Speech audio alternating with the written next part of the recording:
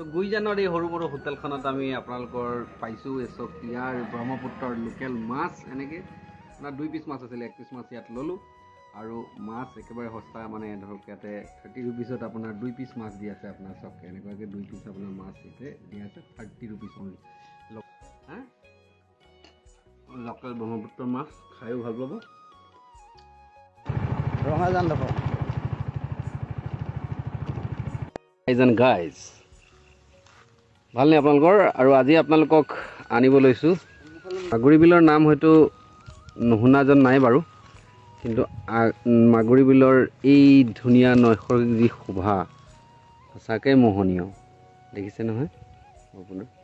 সমস্ত বিল দূৰ দূৰণিলৈকে মাগুৰী বিল খুব মাগুৰ মাছ ওলাই যেন লাগে কিন্তু এয়া মাগুৰী বিল আপোনালোকক দেখুৱালোঁ মাগুৰী বিলৰ এই ধুনীয়া দৃশ্যখিনি ময়ো বন্দী কৰি ৰাখিলোঁ লগতে আমাৰ সহযোগী মোৰ সৈতে মহান ভাইটি দেখিছে নহয় ছাঁত অলপ জিৰাবলৈ বিচাৰিছোঁ বৰশী থাকিলে নিশ্চয়কৈ টোপোৱালোহেঁতেন মাগুৰী বিলৰ মাগুৰ কেইটামান লৈ গ'লোহেঁতেন বুলি ভাবিছিলোঁ কিন্তু বৰশী যে নাই বহুত দূৰ দূৰণিলৈকে আছে এই মাগুৰী বিল ঠিক আছে ধন্যবাদ